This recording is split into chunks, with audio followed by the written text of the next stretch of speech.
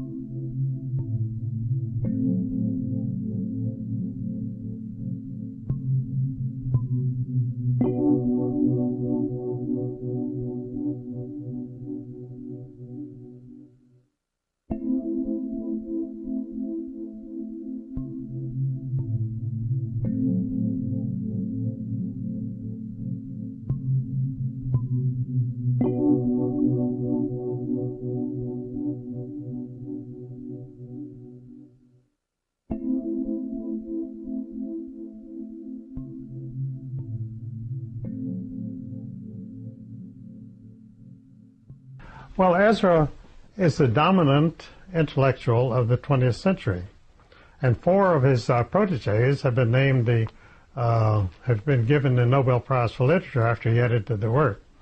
And the first one is T.S. Eliot. He first edited his poem *The Wasteland* in 1920 in Paris, and that became the most famous poem of the 20th century. It's not mentioned very much today, but in the 30s and 40s, every college student could recite *The Wasteland*. And that's how young men would pick up girls, is by talking about the wasteland. They'd get interested and go to a bar and have sex. So it was very useful. And after *The Wasteland*, he became Ernest Hemingway's mentor, and he edited Ernest Hemingway, and he made Hemingway's prose very crisp. And Hemingway had been a hack newspaper writer for a firm called, it was a newspaper called the Moose Jaw Herald in Saskatchewan, Canada. That was his stellar background to become a writer. And so Pound took his material and tightened it up, and he just had a knack for doing that. He could edit anybody's. See, the people, his proteges were all very dissimilar people. T.S. Eliot was a very stuffy Harvard graduate. Ernest Hemingway was a doctor's son from Chicago. His father committed suicide, and he committed suicide when he was 61. And I think one of his sons has committed suicide. So they have a knack for it. And so that was 2 of his proteges. And then William Butler Yeats is in all the anthologies. When Pound met William Butler Yeats in London, he was a very, very famous poet at that time. But he was writing stuffy Victorian poetry. And so Ezra was horrified by that, and he got him totally out of that and into more modern poetry. And so he became much more famous, and he got the Nobel Prize for that. And then his fourth protege was James Joyce, who wrote Ulysses, one of the most famous books of the 20th century. And Pound edited that, and James Joyce was a terrible writer, and he edited his prose, and that became the most famous book of the 20th century. It was Ulysses was the Bible of the 1930s. Everybody talked about it. And so there was 4 Nobel Prizes for literature from one writer. It's the only time in history that a writer has ever had one protege get the Nobel Prize for literature. And by coincidence, I'm his last living protege. They're all dead, long gone except me. And so I'm patiently waiting my turn. And Ezra Pound himself was never named for the Nobel Prize, although 4 of his pupils were, simply because he never cultivated the establishment. He never, well, in the 1930s and 1940s, you really had to be a very active, outspoken pro-communist to get anywhere. So, of course, he was totally ignored by everybody, except the public. The public liked his work. And his novels were all bestsellers. They made a movie of For Whom the Bell Tolls. That's the most famous book, but he actually wrote some others that were quite good. So Ezra had these 4 proteges who had got the Nobel Prize when I met him, and he really jumped on me and started whipping me into shape. And he assigned me to go to the Library of Congress and see what I could find out about the Federal Reserve System. Well, I really had a knack for research, and I found out the entire history of the Federal Reserve System, which is the greatest swindle ever known in history, where a group of private bankers conspired criminally to take over the money and credit of the United States, which they did in 1913, and they passed the Federal Reserve Plan through the Democratic Party in Washington, D.C., and it became a law of Congress. And this law handed over to this private bank all of the money and credit of the United States, which was a pretty good day's work. And they've kept it ever since, because they set it up as a monopoly so that the stock of the Federal Reserve banks could never be traded publicly. It could only be handed down in a family, or if a corporation bought the bank that owned it, they became possessors of the stock. You've never been able to buy, since 1914, you've not been able to buy a share of Federal Reserve Bank stock on the market anywhere. And that is monopoly. That's what they have. It's a monopoly. You see, they're totally insulated against anyone buying control of the Federal Reserve System. And John D. Rockefeller was one of the biggest holders, and he had his stock placed under the Rockefeller Foundation, so it can never be bought or sold. So it's secure forever. And the other people who bought control in 1914, they were the Schiff family and the Warburg family. And of course, they still have their own family fortunes, and they have a controlling interest in Federal Reserve Bank stock in various Federal Reserve banks. It's not all in one Federal Reserve Bank. It's in a number of Federal Reserve banks. And I think most of the holders of Federal Reserve Bank have at least stock in at least 5 of the Federal Reserve banks. What are the consequences of having the Federal Reserve control the monetary system of the United States? Well, the consequences are very important, and they're never discussed by any economist in the United States. The Federal Reserve Bank is a central bank. And a central bank, this is not taught in any economics class in the United States or in the world. A central bank is a bank of issue, which has the right to print all the money it wants. That's what a bank of issue means. You can print all the money you want. There's no control over it whatsoever.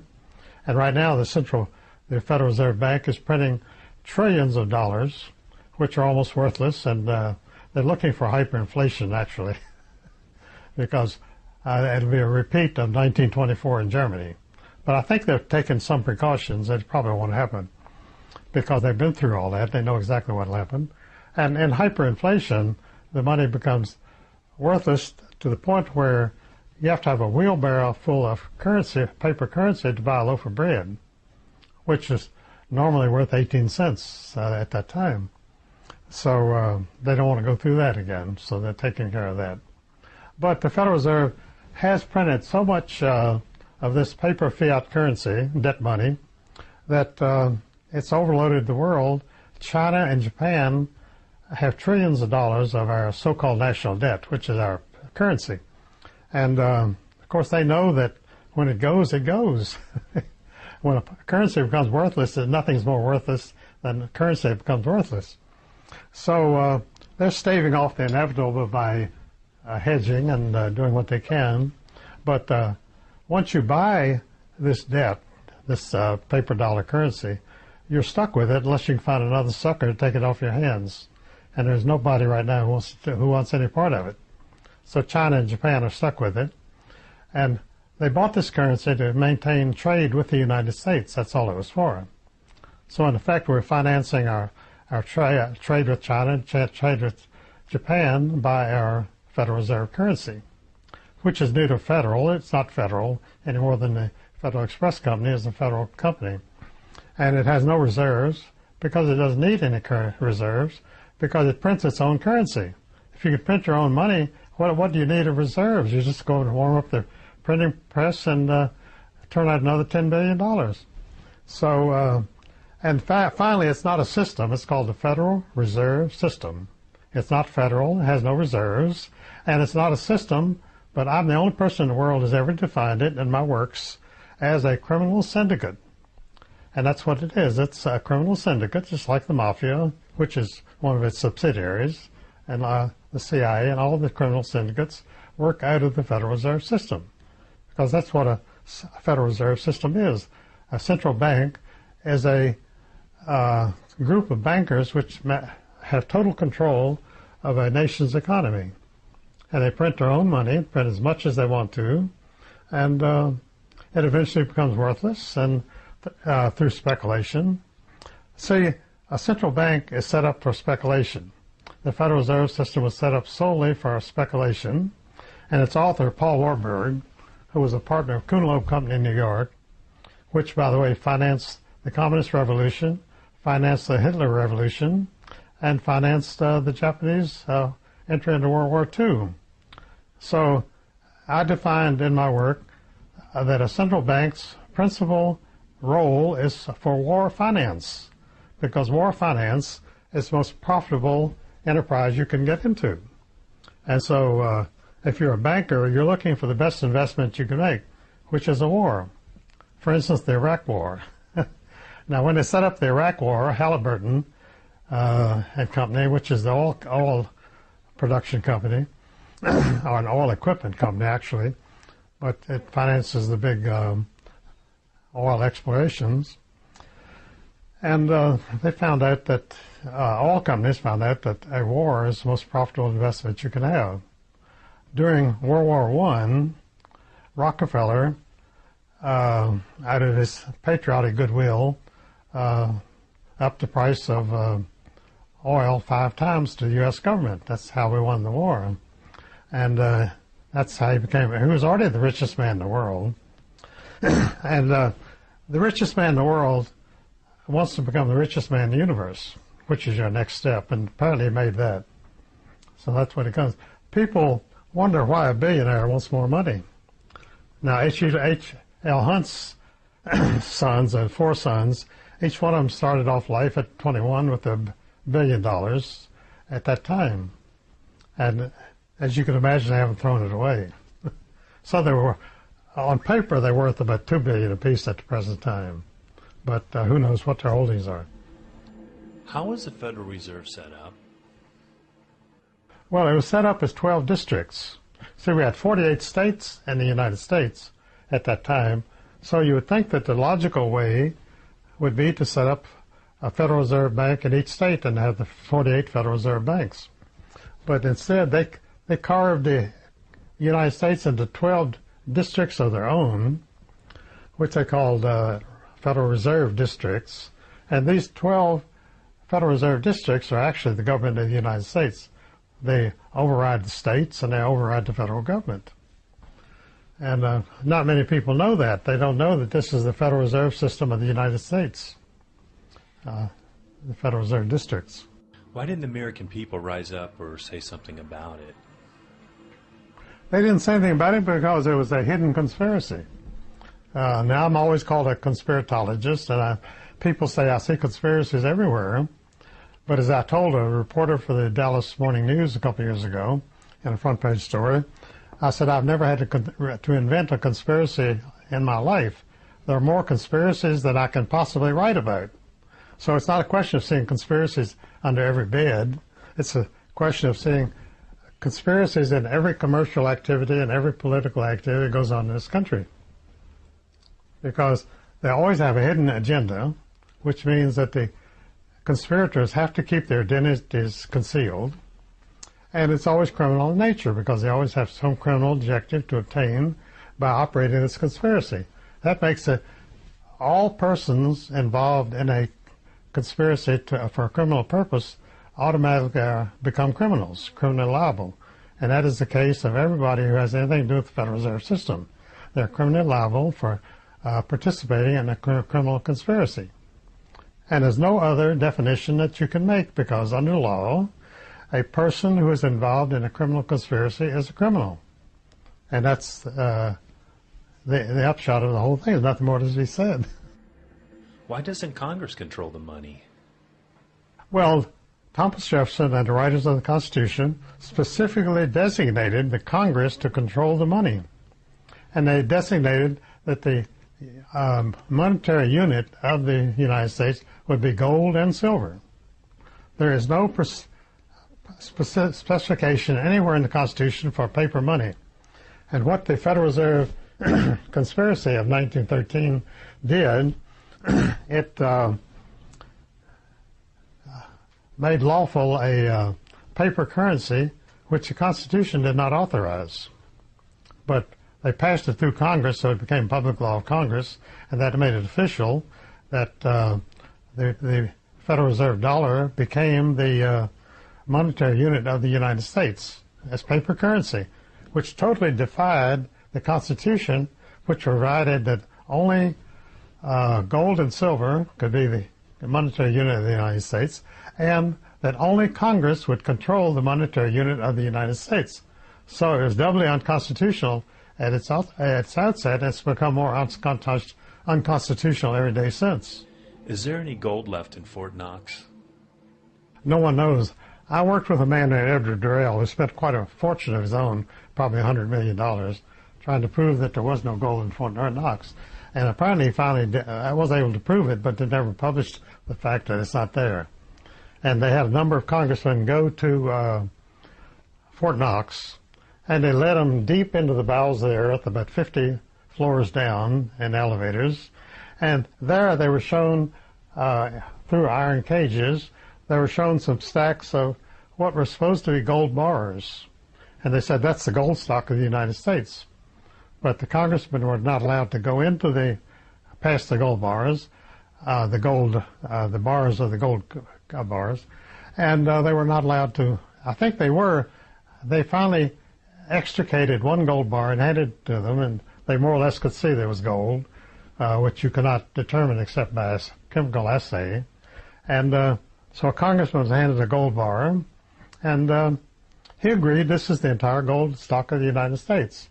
And that is the only acknowledgement that we have gold in Fort Knox. What is the difference between a gold or silver-backed currency as opposed to a fiat currency? Well, fiat currency is paper currency, which is backed by paper money, which is what the Federal Reserve dollar is. And I say in my book that Congress in 1944, during World War II, when the American people were occupied with the war and so forth, Congress in 1944 hurriedly passed a law removing the last gold and silver from the backing of the U.S. dollar.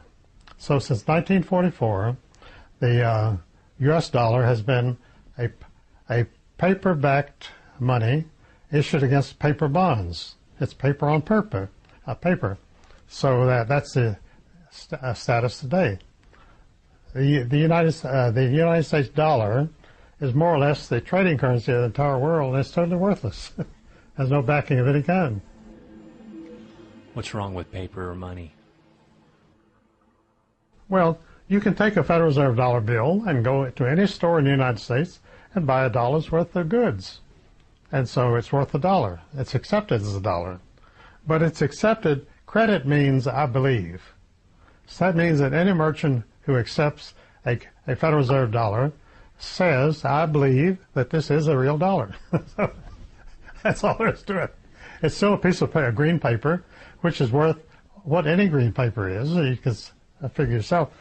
You can take a sheet of green paper and you can clip out 800 $100 bills. So monopoly money is Monopoly money. It's the same as the game Monopoly. What's wrong with central banks? You have to understand that all the settlers who came to America, including my ancestor William Mullins, were fleeing European oppression. And this oppression was primarily government officials working for private banks who were oppressing the people, charging them too much interest or usury, and taking their homes and property because they didn't have enough cash to pay off the debt. And so people finally fed up and set sail for the United States to get away from this. So, of course, every settler who came to the United States was totally against banks because they were running away from banks. That's why they came here. So obviously they did not welcome the idea of setting up banks on U.S. soil. They were firmly opposed to it. And Charles Lindbergh capitalized on that sentiment of the American people when he led the fight in Congress against the Federal Reserve System in 1913. And his son, Charles Lindbergh Jr., became a very famous aviator and a world figure. And his entire public career, he never mentioned the Federal Reserve, which his father gave up his political career for. So he was run out of Congress because he voted against the Federal Reserve System. Every congressman who voted against the Federal Reserve System in 1913 was run out of Congress the following year. New York banks sent in somebody to run against him, and they were lavishly financed with printing press money, and they put him right out of office. And there's never been, since 1914, anyone in Congress, except one or two isolated instances, we've never had anyone in Washington who would criticize the Federal Reserve System. Just as on television, you never have a radio program which will criticize the Federal Reserve System. Of course, you have three competing networks there who are ostensibly economic rivals and very dedicated rivals, and yet they totally agree on everything like the Federal Reserve System and foreign policy and so forth. We've got to defeat Hitler, and we've got to defeat communism. We've got to defeat Nazism. Well, if you ask the average man in the street in the 1940s if he wants to defeat communism, he says yes, because his newspapers and his politicians tell him we've got to defeat communism. At the very time of the Cold War with communism, the United States taxpayer was totally financing the Soviet Union, which had been insolvent since 1917 and which had been maintained by the United States taxpayer ever since. And Woodrow Wilson, who was born about 3 blocks from where we're sitting, initiated this system of financing the Soviet Union in 1917. When he voted, Congress voted him a special emergency war fund of $100 million, which at that time was the same as about $1 trillion at that time, to prosecute the war against Germany. And he took $10 million of that, 1/10 of it, and sent it to Russia to help the Bolsheviks in Russia. And there were no Bolsheviks in the United States Congress. So why did the U.S. Congress authorize him to send them $10 million? Well, they've been doing it ever since. It's only been... What is that reason? Because bankers consider communism and dictatorship as a good investment. A banker considers a dictatorship as a perfect government because everybody is totally controlled, and if anybody objects to paying high taxes or to paying debts, you can put them in a concentration camp or execute them which Stalin did in Russia, and which is the perfect system. No banker will ever tell you this. Well, David Rockefeller did during the 1940s. He said the reason he was so pro-communist at that time was because the communists collected their debts at the point of a gun, which he didn't say, but that's why they do it. And that is why dictatorship remains the ideal of all bankers. What is the main mission of the Federal Reserve System today? Well, my book, The World Order, goes into that quite extensively, which unfortunately is out of print. But I found out when I wrote that book that the main mission of the banks was to start wars. And I found out also that it's very difficult to start a war. If you want to start a war with Iraq, go out and try to do it. It's very tough.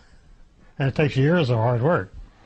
So Bush had a great advantage because his father was head of the Central Intelligence Agency and a worldwide drug distribution operation. So he had plenty of money and plenty of political influence. He had no problem at all to walk into Iraq, although Iraq had never fired a shot at the United States. You see, you declare war on another country when they invade your country and try to take your territory, there has to be some very good reason to have a war, because you can understand that it's very difficult to get millions of people to run out and kill each other when they have absolutely no bone of contention whatsoever. In fact, all the wars have had... See, that's why Ezra got into this entire thing, and that's how he got me into it. He was living in Paris during World War I, and he had many young writers and artist friends who were drafted into the armies, and some were for Germany and some were for France, and they were killed. And he couldn't understand how these great talents, very brilliant young men, died for nothing. And when he spent years of studying the situation in 8 languages all over Europe, he found out that bankers make wars to create debt. And that's the only reason. And that's the only reason.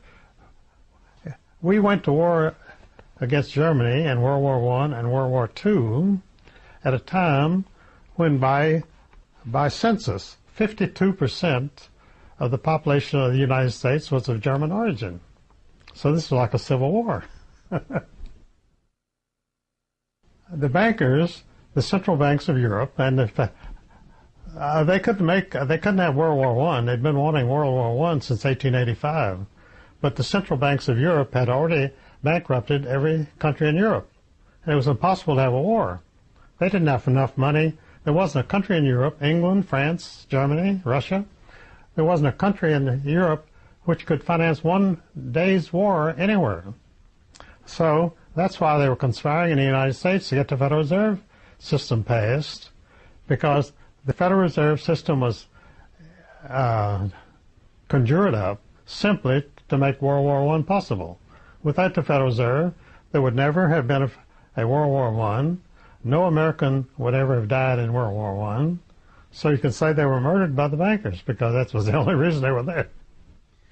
So you say that they don't start the war, but they conspire to make it happen? I mean, they make it happen, yes. How do they do that? I mean, well, they do that through worldwide conspiracies, through Masonic and other secret brotherhoods all over the world, which operate as criminal conspiracies. The Mafia, the Masons, and the Jesuits, and so forth.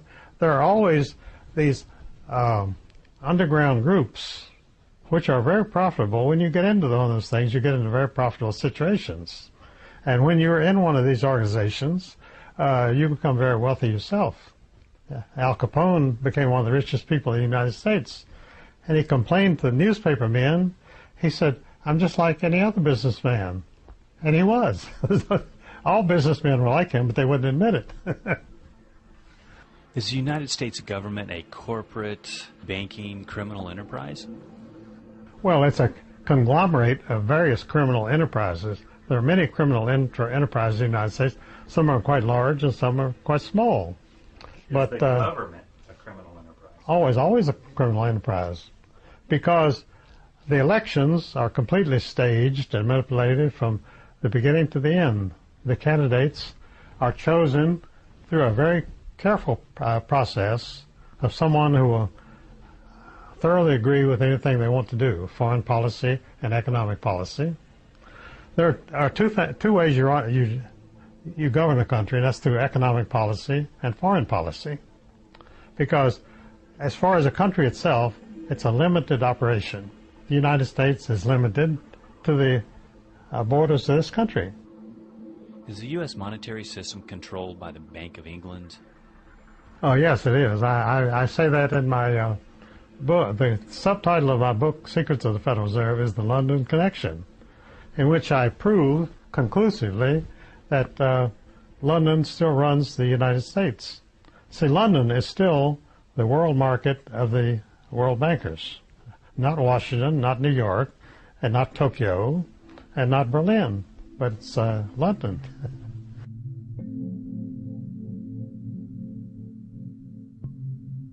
George Bush went public after I published this book. It had been published for about almost a year, and I'd sold maybe 100 copies because I never advertised my books. They were never reviewed. Nobody paid attention to it. And George Bush Sr. was president at that time, and in November of whatever year it was, he started going on the television and talking about the New World Order. And of course, the only book on the World Order was my book. So I sold out immediately, which was very disconcerting because I have no publishing company, and I had to go and print another edition. And so it's out of print again right now. But people are begging for copies. In fact, they sell copies on the internet for very large sums because it's the only book. What is the World Order? The World Order is a conglomeration of people who agree on the same goals, and they run the world. So it's a conspiracy of bankers and politicians and political leaders, and it's mostly it's what is loosely known as capitalists. And a capitalist is not a person who makes capital, he's a person who has capital. And he can make investments. That's what a capitalist is. And he makes investments that make money, more money. And that's all capitalism is. You invest in things that make more money than you have already. So when H.L. Hunt was the richest man in the world, he was buying whole radio networks. In fact, I helped him set up a television network. And he was going to have his own television network. At that time, there were still 3 networks. And he was going to set up a 4th because he had so much money that there was no problem for him at all to set up a television network. And it's a good thing for him he didn't do it because he would have been murdered if he had started his own television network. He wouldn't have lived 6 months because that is real power. They didn't care how much money he made, that he was the richest man in the world. But it's when you take over the levers of power that you become dangerous. And when he had his own television network, he could have ruled the whole world. So he would have been killed, there's no question about it. Why is it that people don't seem to care? Well, in the 1930s, scientists wondered how Hitler could rule Germany and Stalin could rule Russia. These were vast territories. He could rule them with practically no army. And the answer was they had discovered during the 1920s that adding sodium fluoride to the drinking water made the people very passive. Stalin found out that in his concentration camps, where you have to have guards, I mean nobody's there because they want to be, that by adding sodium fluoride to the drinking water to camps, or the gulags, he could reduce his guards by an average of 4. You only need 1 in 4, 25% instead of 100%, which comes to quite a bit of money.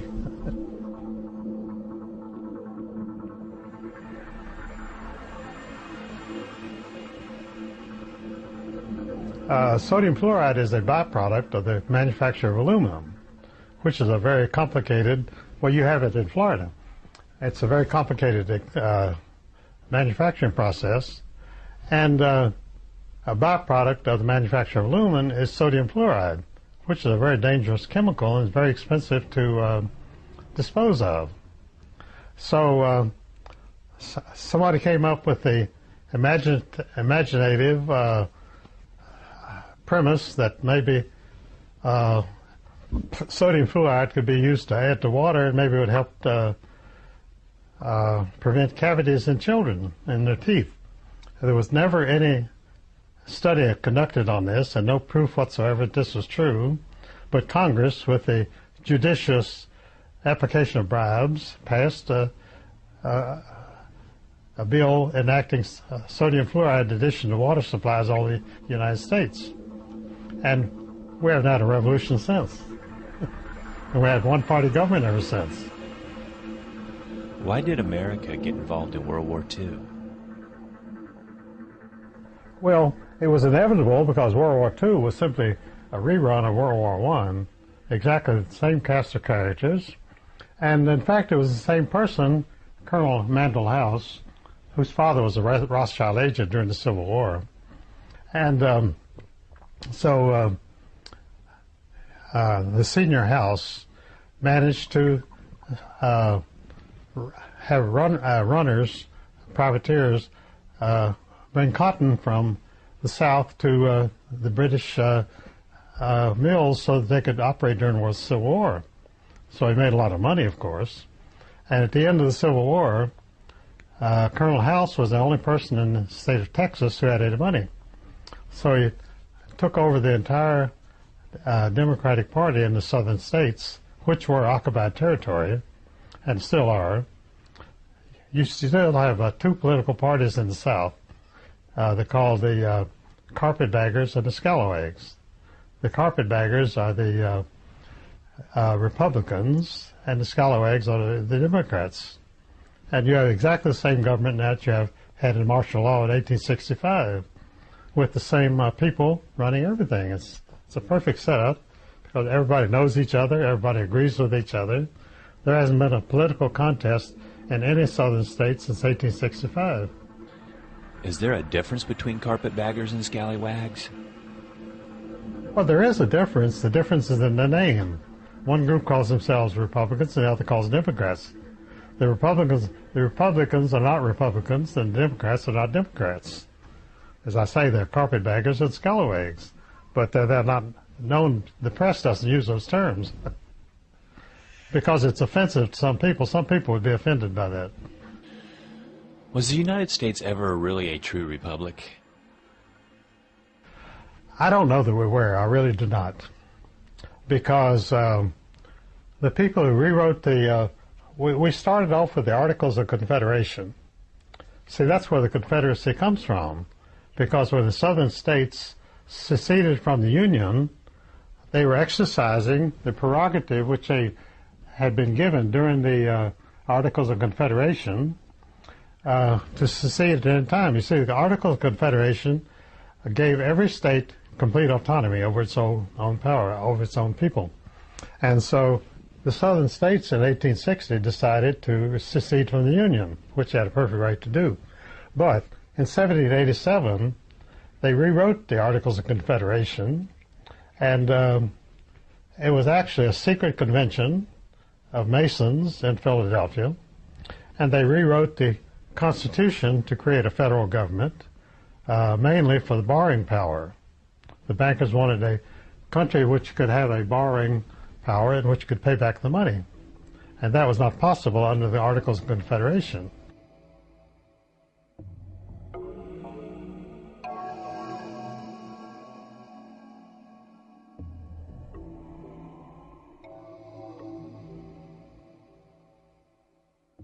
The United States colonies, when they won the American Revolution, they set up a governing document called the Articles of Confederation of the United States of America.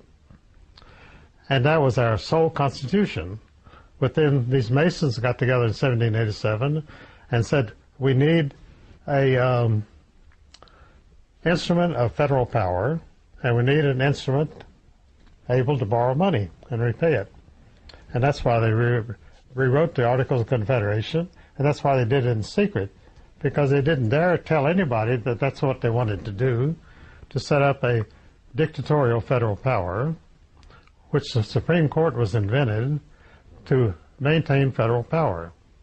The Supreme Court always says that the rule of law is the United States. Well, the rule of law is simply the rule of bandits who will control the United States. That is the rule of law. And if you violate that law, you'll be killed. Where are the Articles of Confederation located? No, the Articles of Confederation, I have never seen a copy of it. It's hidden somewhere if any copies exist. Who wrote the federal government has no power over any citizen of the United States? That's for me. I'm the only one that said that. What is that? Where did that come from? Well, that's the Betrayal of the Constitution. That's my latest book, the last book I wrote. And I simply said in there that the general welfare of the United States, the Supreme Court passed his Social Security bill and all of his other bills under false premise that the general welfare of the United States provides for this. Well, what it actually says is that the government shall provide for the general welfare of the United States, which upheld the original Articles of Confederation, which said that each state has complete autonomy. And therefore, the bill for the general welfare of the United States is the bill upholding the Articles of Confederation. But they perverted that the Constitution says that you have to uphold the general welfare of the states, which is what it says.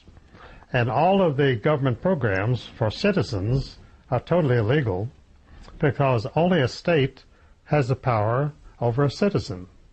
The Washington government has no power. The Washington government is in the seat of government, which is Washington, D.C., and it only has authority in the 24 square miles of the District of Columbia and has no power on any state in the United States. That is why Governor George Wallace of Alabama threatened to arrest FBI agents who were creating revolution in the state of Alabama, which he had every legal right to do as a governor of the state of Alabama, because Washington had no power to send an FBI agent into the state of Alabama without Governor George Wallace's permission, which they didn't have. Is the dictatorship of the federal government the reason George W. Bush is in office today? Oh, yes. That was simply a plebiscite, actually, just like Hitler had in Germany in 19... In fact, the Bush family has very deep ties to Nazi Germany. Oh, yes. Well, in fact, the United States government in Washington has carried out many of Hitler's policies, which he was unable to do because he didn't rule long enough. He had on his plans to bomb the nation of Yugoslavia before he attacked Russia, because he knew that he had to knock off the Slavic population in Yugoslavia before he would be able to attack Russia. And so he launched an attack against Yugoslavia, and time ran out on him on June 4th, 1944, when he attacked, on June 42 it may have been, when he attacked Russia. He had to attack then, although he had not yet subdued Yugoslavia. And so a loyal Nazi named President Bill Clinton finally carried out Hitler's plan of attacking Yugoslavia, and he bombed it into oblivion. That was carrying out the original Nazi program.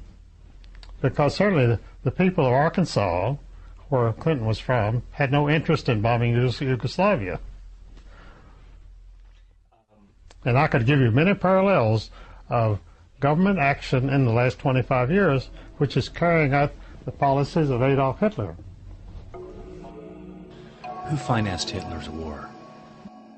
A good friend of mine, Tony Sutton, wrote a book called Wall Street and the Rise of Hitler, and he wrote a second book called Wall Street and the Rise of Bolshevism, which are out of print now. Tony's dead. But the books are absolutely authentic, and it absolutely proves that every step of Nazism was financed by Wall Street bankers, and every step of communism was financed by Wall Street bankers. And the Wall Street bankers are tied into international moneylenders? Well, they're tied into the consortium of central bankers of the entire world. the Bank of Italy, the Bank of Japan. And so, well, these are people who've learned to work together, so they do very well. How was the Bush family tied into World War II? Well, I always have to start my lectures on Bush by pointing out that the Bush family itself has no background at all. The Bush family was had worked for the Harriman family, and Jacob Schiff at Kuhn Loeb Company, which I mentioned earlier, he financed John D. Rockefeller in the Standard Oil in New Jersey, which became the world oil monopoly, and he financed the Harriman brothers in the Northern Pacific Railroad, which developed the whole western half of the United States with tremendous property rights along the right-of-way of that railroad, which made it probably the richest corporation in the country. And so the Harrimans, of course, made billions of dollars, and they, as really wealthy people did, they had to have somebody to finance, to handle their money. So they hired a young couple, a young family, the Bush family, who were Wall Street operators. They became their money managers. And that's all they did was manage money for the Harriman family. And so, by the way, Averell Harriman became a world agent for the bankers, and his exploits were memorialized in a series of books by Sinclair Lewis, who was a very popular novelist in the 1930s, about a invented character. He called him Lanny Budd, and this was a very wealthy young man who traveled around the world on a first-hand knowledge of world leaders. He was welcomed into their offices and directed policy for them. And Averell Harriman actually wound up, from 1942 to 1944, Stalin had a nervous breakdown when Hitler invaded Germany, and they had to send Averell Harriman as the world agent of the world bankers to Moscow as ostensibly as U.S. ambassador, and he went into Russia and was the actual dictator of Russia from 1942 to 1944, because Stalin was totally immobilized by his nervous breakdown. And so the whole World War II would have collapsed if Averell Harriman hadn't gone in and kept it going by running Russia from behind the scenes. And of course, at that time, Russia was fighting Nazi Germany. So theoretically, Averell Harriman and the United States were Nazi Germany's biggest enemies. And finally, the Russian army didn't sweep through Germany and conquer Hitler, but that was done through Averell Harriman. There was nothing that Stalin accomplished whatsoever, but nobody knows that. But this is the connection of the Harrimans with Hitler. They actually defeated Hitler, but what they did, they laid Germany waste and it became an American colony, or colony of the world bankers, and has been occupied territory ever since. Both Germany and Italy, Germany and Japan, have been totally occupied countries since 1945. Can you talk about your book, The $5 Trillion Cold War Hoax? Well, the $5 trillion Cold War hoax was exposed by Norman Podhoretz, who's one of the big Zionist propagandists in the United States. He was the editor of Commentary in New York City of the American Jewish Committee, which was the unofficial Bible of world Zionism. Commentary carried very serious articles by respected writers on economic and political things. It was like the Foreign Relations, Council on Foreign Relations publication, Foreign Affairs. These were the Bibles of people in the State Department and in Congress to read they had to read these articles to know what was to do. And that's how they got their instructions. And so anyway, Norman Podhoretz published his autobiography a few years after the Cold War, and he stated in his autobiography, which was for the elite, of course, the average person would never read it, he stated quite frankly that the only purpose of the Cold War was to arm Israel to fight the Arab nations. We're in Iraq today because Podhoretz armed Israel in the 1940s, 50s. See, all this came out of the Paris Peace Conference at Versailles in 1919. There's a book called 1919, Paris and Versailles, and that's a very important book. It tells you everything that was done at the Versailles Peace Conference, and one of the main things was a very vigorous Zionist conference at the World Peace Conference in 1919, and the Zionists got everything they wanted, including Woodrow Wilson, who was a very ardent Zionist himself. So he put Brandeis, who was the head of the World Zionist Organization, which was a very powerful position, he put him on the Supreme Court of the United States. And that's when Wilson put Brandeis on the Supreme Court, that is when the Supreme Court became the operating instrument of the world conspiracy right there. And it's been that ever since. And that's why they voted to put George Bush in the presidency, because they'll do anything that they're told to do. Could George Bush be indicted for war crimes? It's more or less disinformation. There is no indictment. There's no indictment going to be handed down. And all of these things are simply making George Bush more secure in office. He's almost ready to become president for life because there's no opposition whatsoever. The Democrats have been totally shattered. They have not a single candidate, and I don't know what they're going to do. And the Republicans don't even have a candidate. They're talking about McCain, who's the biggest phony in the United States. He's married to a mafia princess in Arizona, and he's rolling in money, and he has all the prestige in the world, and he has 100% media cooperation. You would think he's Frank Sinatra, because the media swoons every time McCain appears anywhere. Could Zionists make George Bush a so-called leader for life? Well, I think it could happen very easily, because we've elected puppets ever since 1900, when the bankers really took control. Well, he's got advisors who could change that very easily and then could know exactly how to do it. There's certainly certain regulations you'd have to follow, and you can make him president for life. Don't forget, Napoleon made himself emperor for life. Napoleon was a complete nobody. You got to remember that the American people are drinking fluoridated water every day, so they can't object to anything.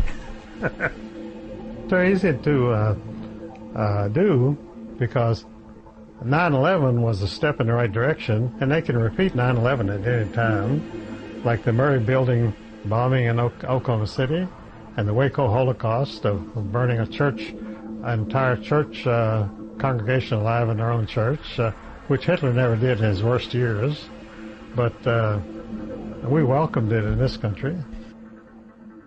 The CIA will support any dissident group, no matter how far out you are. If I had started a religious group or a political group at any time during the last 50 years of my career, I would have immediately gotten CIA support. What do you mean support? Financial support and political support. You'd be allowed to operate. And the FBI would not come in and shut you down tomorrow morning, because that is only done by orders from Washington. Well, they like to have fringe groups all over the country of any persuasion. They really don't care what you believe or what you do, as long as you do something. They're used to manipulate the population, because some people are going to be very enthusiastic about whatever goofy thing these people espouse, and other people are going to be fiercely opposed to it. So right away you've got opposition and conflict right away, which is just handed to you on a silver platter. You don't have to do anything. All you do is turn these people loose and have them attack each other, and you've got a war on your hands. Do you think the Zionists are planning a war in the United States? Oh, yes. Well, what I think that they're having problems right now, because the fluoridation of the water and the medical establishment has made the children in schools so passive, and the working people so passive, that they don't object to anything. They didn't even, there was no opposition at all to going to war in Iraq, which was the flimsiest thing we've ever done in the history of this country, because Saddam Hussein had never fired a shot in this country, and he had never posed any threat to the United States of America. There was not one American in the United States who was afraid of Saddam Hussein. And our army goes marching into Iraq and pulls down his statues and throws him into prison. And they have a problem with trying him, which is that he had been a loyal asset of the CIA for 40 years. And it's hard to get rid of one of your most faithful officials over a number of years. He didn't just appear on the scene 2 years ago. He's got a 40-year history with the CIA, which most of the employees don't even have. I mean, what's it all about? Well, all of the foreign policy organizations in the world, at the end of World War I, the Rothschilds organized a number of groups called, one was the Royal Institute of International Affairs in London. It's called Chatham House. And that is the think tank of all of Europe today. And although its headquarters in London, the real headquarters are in Brussels, which is the headquarters of the Lambert family, which is part of the Rothschild family. And Brussels has been running the world since, we had an ambassador to NATO for many years, because NATO, the North Atlantic Treaty Organization, was headquartered in Brussels. And of course, there was no coincidence that it was headquartered in Brussels, the headquarters of the Lambert family, which is part of the Rothschild family. It was simply a family company. Who do international bankers support for their control? NATO and the Council on Foreign Relations and the Royal Institute of International Affairs are all very heavily financed. And if you become affiliated with them in some minor capacity, you'll have an annual salary of, say, $100,000, unlimited expense account to travel around the world on missions and stay at the most expensive hotels, and charge accounts at the most expensive shops to buy your clothes and so forth. And in other words, you become part of the international elite, and you live like a millionaire. Whether you have a dime of your own or not, it doesn't matter. And they will pay all these expenses until you make one mistake. If you give one wrong interview or say the wrong thing publicly, why, your history, that's your last day. And no one will ever hear of you again. And that happens quite frequently. What do the corporate bankers have to hide? What they've got to hide is their affiliation and control of all these foreign policy organizations. See, we have the Foreign Policy Institute and Foreign Affairs, the think tank magazine of the World Policy Organization. And all these are very expensive operations. And so they're all run by very trusted and faithful employees, and they do their job every day. They're at the office every day. They don't run out on you. They don't rat on you, anything. They're dependable. And they have that job for as long as they live, and they know that. So they do their jobs, and they do whatever they're told. And it doesn't matter how goofy it is. You can do something as goofy as invading Iraq on the basis of information about WMDs that do not exist, weapons of mass destruction, and get away with it, because these people are accustomed to doing really goofy things that nobody in their right mind would believe in 1 minute. And they're very serious about it, and they have the background. They are people like President of Harvard University or President of Yale University, or they use a lot of corporate presidents, like the Aluminum Company of America president, and people like that, General Motors president, who have stature, and they can do or say anything, and nobody challenges them whatsoever. And that's what reputations are for. They're for people they can use. For instance, I've been a world-known author for 50 years, and yet my name is almost completely unknown, except it's all over the Internet, because on the Internet they have no control. But in the world media, on television, you'll never see me on television, because I've told people repeatedly that when you see anybody's face appear on your television, that means that that person is totally safe and totally owned by the establishment.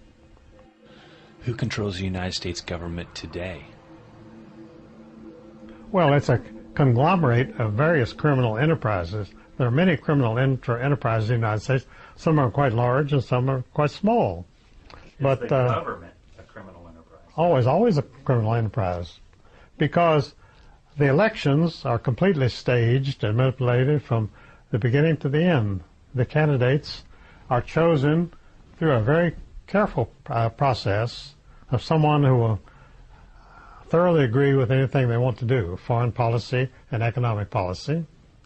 There are two ways you govern a country, and that's through economic policy and foreign policy. Is the Federal Reserve controlled by the Bank of England? Oh, yes, it is. I say that in my book. The subtitle of my book, Secrets of the Federal Reserve, is The London Connection, in which I prove conclusively that London still runs the United States. See, London is still the world market of the world bankers. Not Washington, not New York, and not Tokyo, and not Berlin, but it's London. What's the main mission of the international moneylenders? Well, my book, The World Order, goes into that quite extensively, which unfortunately is out of print. But I found out when I wrote that book that the main mission of the banks was to start wars. And I found out also that it's very difficult to start a war. If you want to start a war with Iraq, go out and try to do it. It's very tough. And it takes years of hard work. So Bush had a great advantage because his father was head of the Central Intelligence Agency and a worldwide drug distribution operation. So he had plenty of money and plenty of political influence. He had no problem at all to walk into Iraq, although Iraq had never fired a shot at the United States.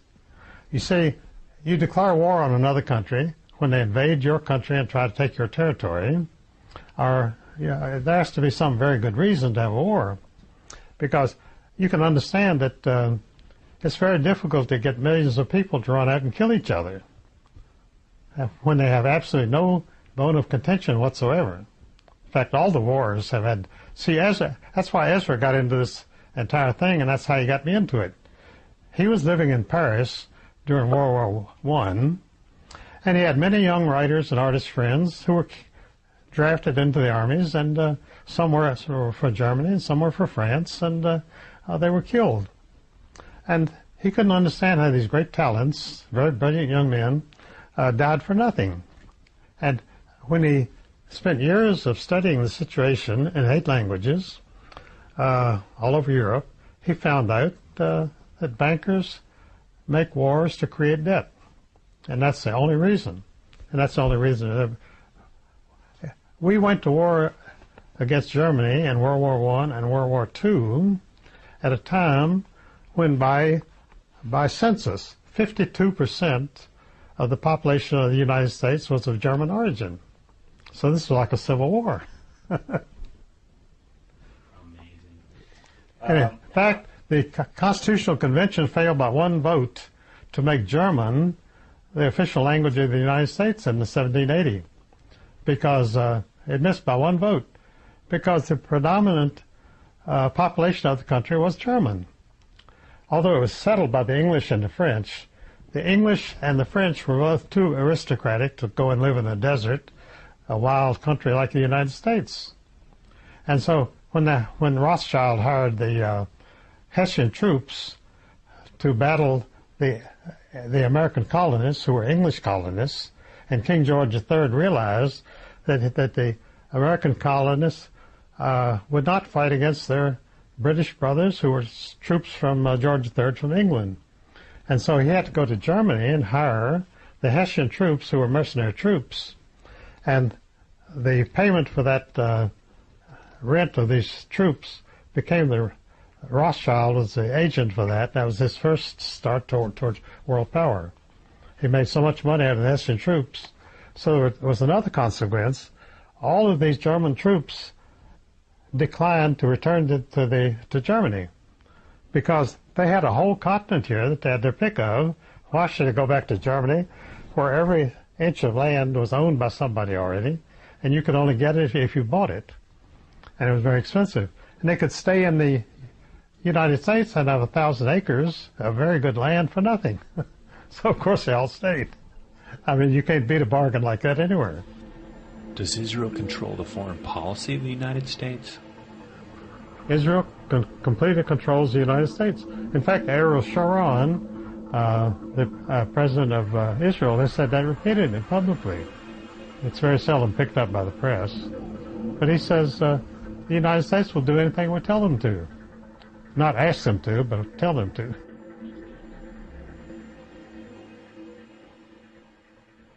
When Zionism was first proposed in the early 1920s, you see, during World War I, they got the Balfour Declaration for a national home for Israel, and that was pushed through the British Parliament by Lord Rothschild.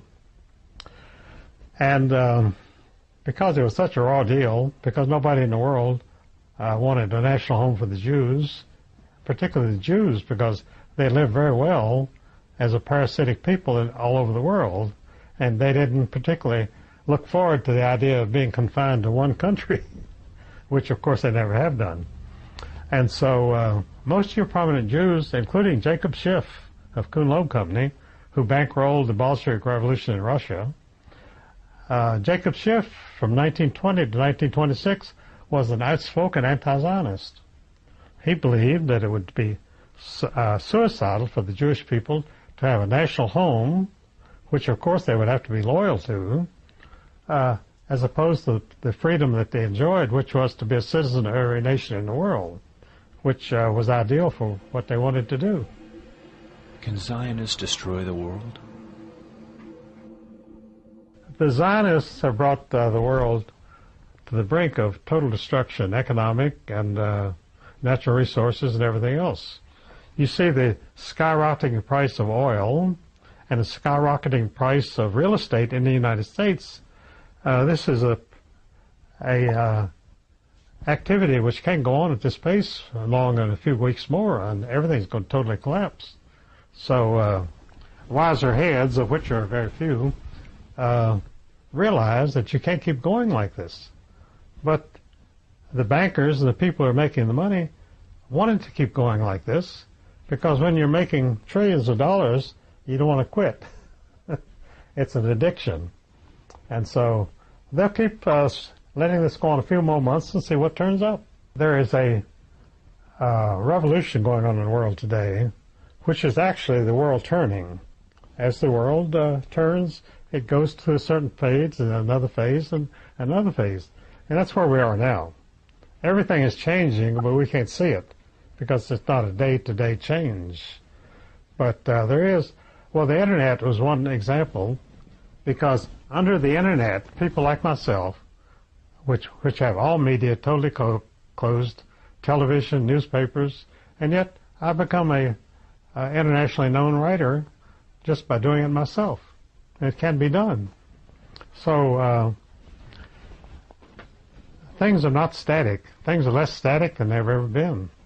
And I look for, right now, you see you have a new generation coming up every 20 years. And that new generation wants to make itself felt. They want to make its presence known. And so every 20 years you're facing an utter revolution, because the 20-year generation, many of them from wealthy families, are from prominent families, and have some stature in themselves, and many others are totally penniless and have no background whatsoever. But they create a place for themselves. I started my own publishing company because they told me on Wall Street that they couldn't print my book because the banks would close them down on Monday morning. So I found a child psychologist who would publish my Federal Reserve book. So it can be done. And the publishing media and communications are advancing at a very breathless rate. So you don't know what they're coming up with in the next 6 months. Don't forget they put a bill through Congress to control the Internet, and it was ruled unconstitutional by the Supreme Court because it was totally unconstitutional. There was no justification for it forever. The Supreme Court represents the occupation government, because the government is always an occupation government, representing somebody else. The government does not represent the American people. because a democracy is supposed to be representative government. Now, Washington today does not represent any American, except in a very tenuous way. Was 9/11 an inside job? 100%. What I called it publicly, I was quoted in the New York Times after 9/11, I said it's a typical government operation. And I don't know anybody that said it better. And that appeared in the New York Times in the Frank Rich column, and Frank Rich printed it, but he didn't offer any rebuttal. Is it a United States government job, or is it a Zionist inside job? Well, it's more a Zionist inside job, Okay. because the Zionism is the government in Washington. Everybody knows that. So the United States government is controlled by Zionists. Yes. Well, in Congress, have you ever heard any congressman stand up and make a speech denouncing Israel? Well, you won't. With that said, and these bankers know that, their time could be limited, no Yes. matter how much money they got, what would they be capable of? Well, right now they're capable of staying on top of the current, and they have enough money to buy into anything they want to. So they're trying to keep control. But of course, they have no control over the internet. Anything can come on the internet. And so they're just trying to ride it out.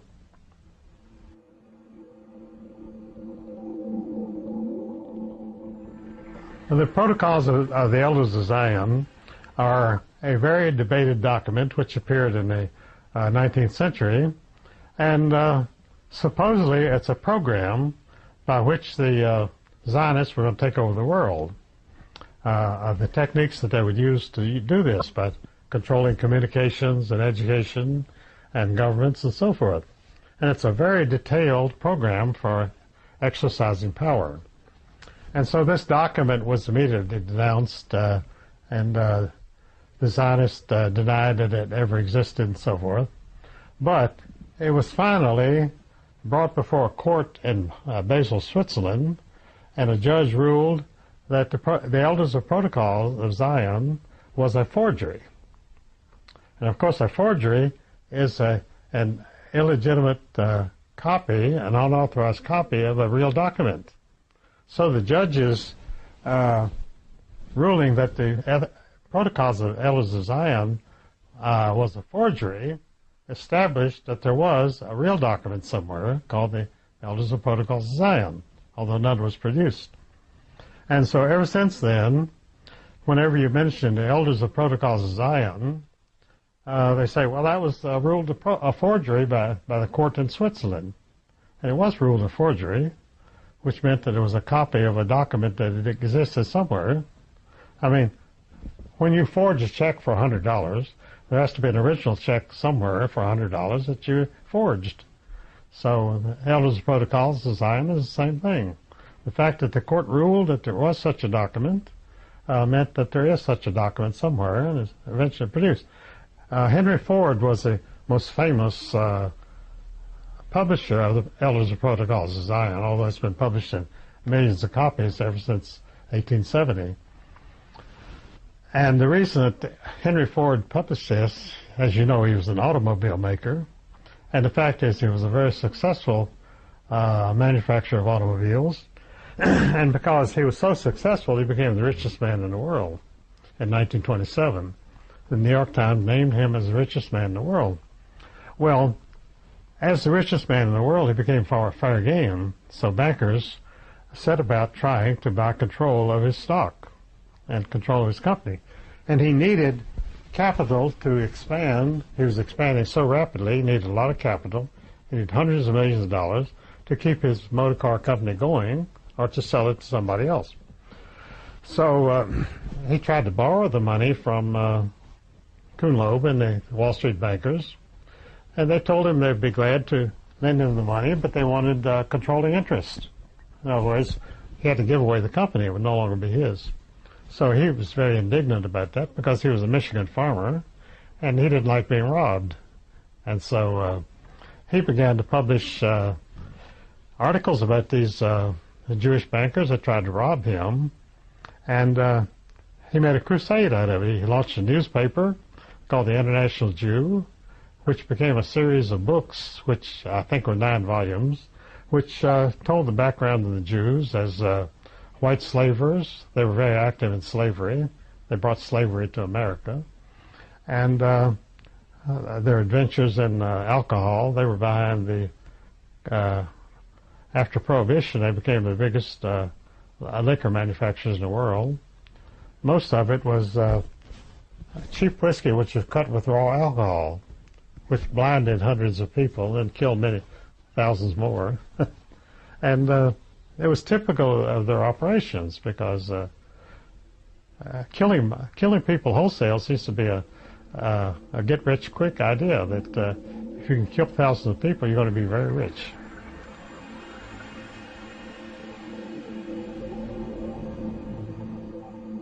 My friend Ernst Zundel is in prison today in Germany. He's finally been charged after about 8 years of being in prison before they ever leveled a charge against him. And so the charge is inciting racial hatred.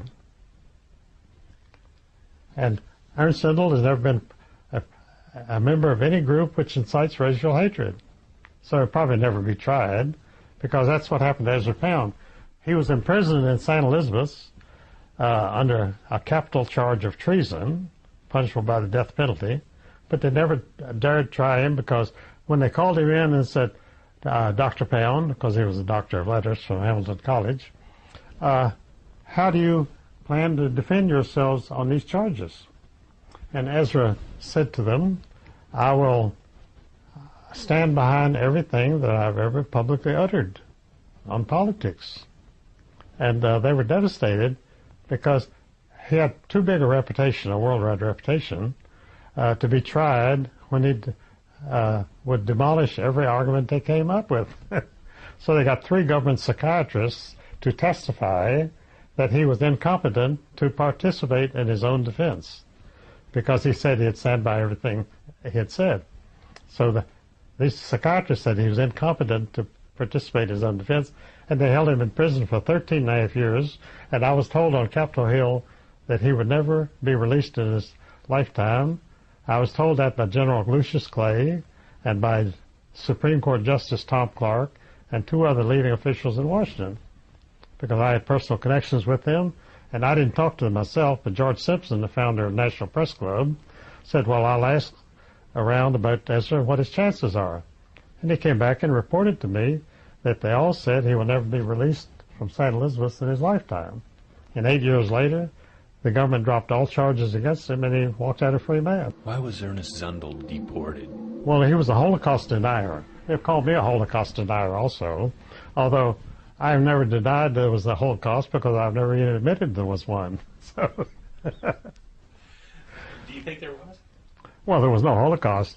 You see, Hitler, now I'm the only person that apparently knows this, and I speak about it very freely.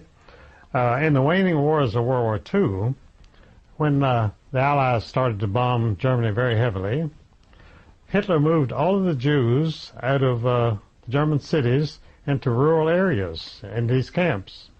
And so no Jew died during the Allied bombing of Germany. And that was he was holding them as a bargaining tool because he knew he was going to lose the war, so he could negotiate the terms of surrender by the fact that he had saved the Jews from extermination. So now he's known for the fact that he exterminated the Jews. So the Zionists flipped all this around Oh, they flip everything around.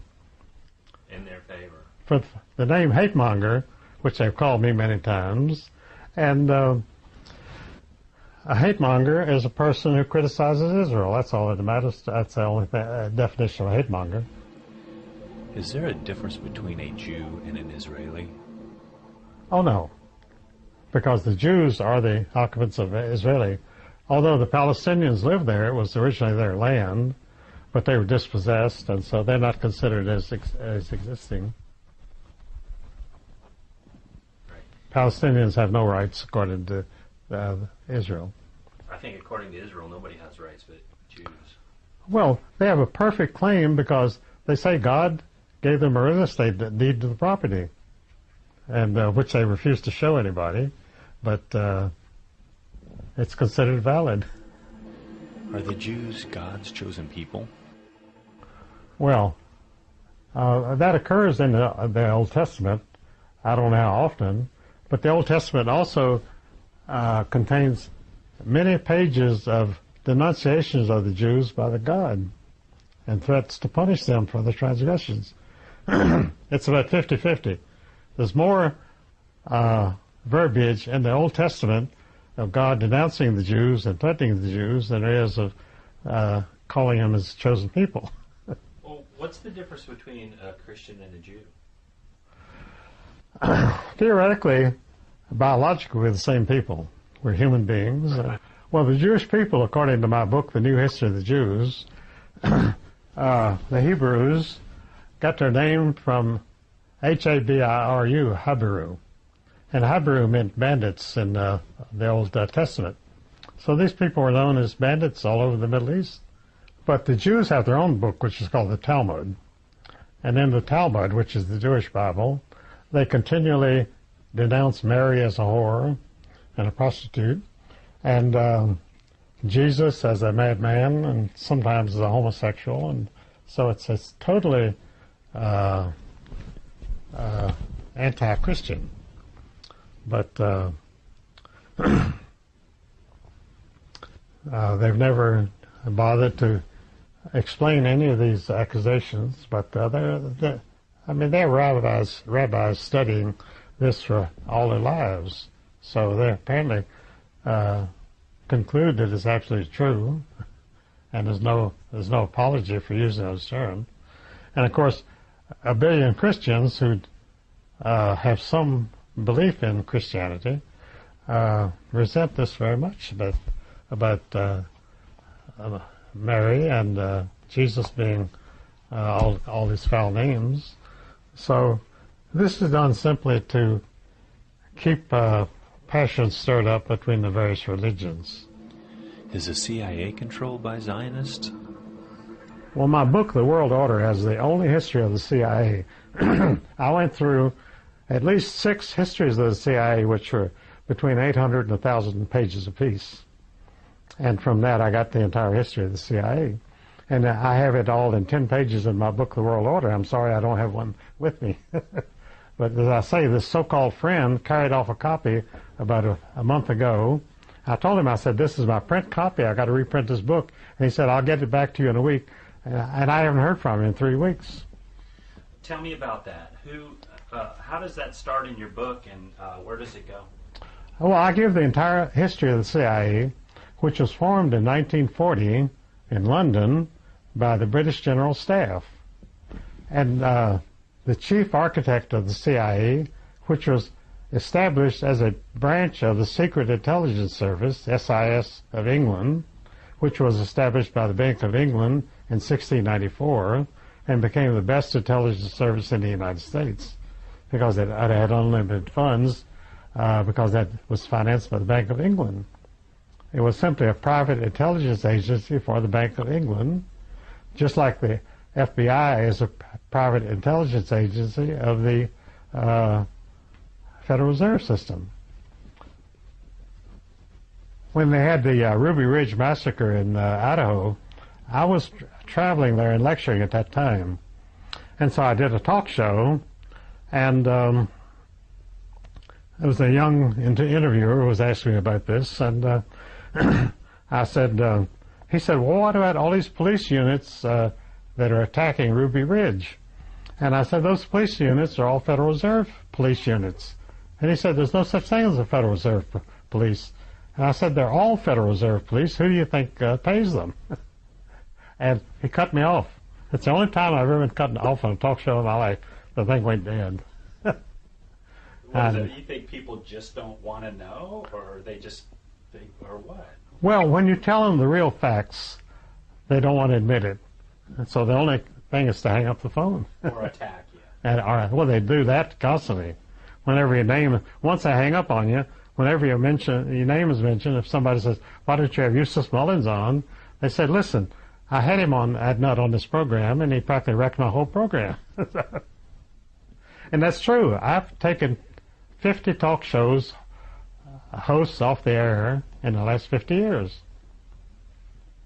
Never with any intention to do so, but I would say more on the air than they wanted their audiences to hear. And so they would close down the show rather than risk having somebody like me appear on the program again. Is Mossad connected to the CIA? It's part of the same operation. In fact, Mossad is generally credited with being totally behind 9/11, and that was a Mossad operation, that they had a squad of Mossad people on hand at the time it happened. And the New York Times and the New York Times and the New York Post both printed stories after 9/11 that 85% of the Muslim world believed that it was a Mossad operation. Well, when 85% of people believe anything, it's worth noticing. But the New York Times printed this to show how insane the Muslims are. And it kind of backfired. It gave legitimacy to what they were saying. Well, if you said that 85% of the people in the United States believe something, then you would have to pay attention to that. And in fact, most all government programs of the last 50 years have been openly opposed by 85% to 89% of the American people. So what do we have except an occupation government? Because when we have a government which is approved by 10% of the people, something is wrong.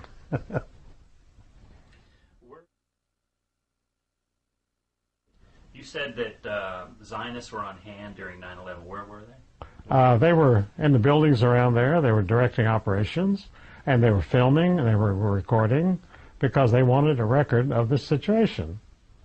And so there are many stories, pictures of the buildings being hit by these airplanes, which people have never seen those pictures because they're concealed. But they would tell you a lot more what actually happened if you were able to see those pictures. But why do you suppose that Israel wanted to take out the World Trade Centers? Well, Larry Silverstein bought the World Trade Center, biggest office buildings in the world. He bought it in July, a couple of months before this operation. And it was heavily insured. And, of course, when he just bought it, he just made a down payment. So he owed most of the money on it. So when the buildings were collapsed by demolition, which is the only way a building can come down like that, is controlled demolition. Because you can't knock down a 100-story building just by wishing it away. You have to have it takes about 3 months to plan all the electronics and the demolition. And so this, at 9/11, the buildings sank gracefully, the way they do under any standard demolition operation that you've ever seen. What's the point? What was the point in them taking the building down? Well, it changed the world. That was the point. How so? Well, the papers said that our world has changed forever and never be the same, which is a very remarkable goal. Just by blowing up 2 office buildings, you change the world. What did they get out of it? Well, they got, first of all, national panic. Second, total government control. And the war on terror, which will go on forever, because we're going to be terrified forever. So there'll always be terror. Terror is the most wonderful thing. I wrote an article, which is on my website, called The Necessity for State Terrorism, in which I conducted an imaginary interview with Joseph Stalin, in which he explained why state terrorism was necessary. And the Bolsheviks, for 70 years, they killed an average of 1 million people a year, which is 70 million people. And that was done without a peep from anybody. Nobody has ever been charged with a single murder. You can kill 1 million people a year, and there's no blame attached to anybody. Look at this last attack in London. They put a little bomb and a little... Who did? Well, I don't know. Supposedly Muslims did. But it looks like a standard Mossad operation, because I don't know why any Muslims wants to bomb the London subways, because they ride it to work every day. Okay, so Israel attacked the United States on 9/11. Yes. And they got Iraqi oil. Yeah. They got they're going to have Iran oil. Yes. They're going to have Syrian oil. And Saudi Arabia. And we kind of got that now, but in a kind of roundabout way. Well, Saudi Arabia apparently has been playing a double game all the way, because the Saudi princes have always banked their money in Switzerland, apparently with Jewish banks. So the so-called Saudi billions are apparently completely controlled in Switzerland by Jewish bankers. The central bank mechanism has enabled the Jews to control all the banks of the world, because central banking is just that, centralized banking. That's all central bank means, that it's centralized banking. And if it's centralized, the Jews can come in from anywhere in the world and gain control of it. So they control through debt. Yeah, through debt. Well, control through debt means control through unpayable debt. It's debt that can never be paid. The interest will never catch up with the debt itself. So is that what they did to the United States government, and is that how they're controlling it? Oh, yes. So the United States government went and borrowed money for wars, and now it can never be paid back, so they're under the control of the... Well, that's why you have the big spenders, starting with 1933 with Roosevelt. You've had big spenders ever since, because the more spenders you have, the more debt you have, the more interest the banks make. It's a win-win proposition. For bankers. For bankers. And it's a ruinous proposition for any nation in the world. As I pointed out, since 1885, the Rothschilds were trying to start a world war, because the Zionist International Congress at Basel, Switzerland, has called for 3 world wars. At the end of the Third World War, they would control the entire world. At the end of the Third World War? Which we are now. Are we in World War III now?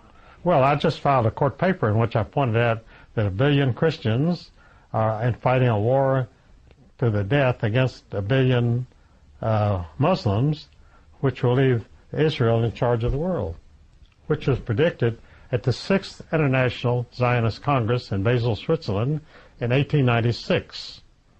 They had a speaker there who said, we're going to have three world wars, and in 1896 there had never been a world war. And so after the Zionist Congress in 1896, you had World War I, World War II, and now we have World War III.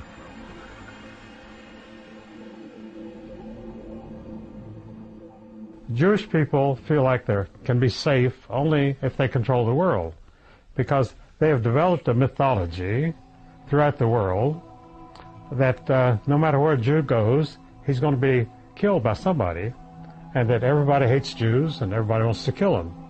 Well, you won't find that. In the United States, we have provided a haven for Jewish people from all over the world for 400 years. There's never been a pogrom, which is a Jewish name for attacks against Jews.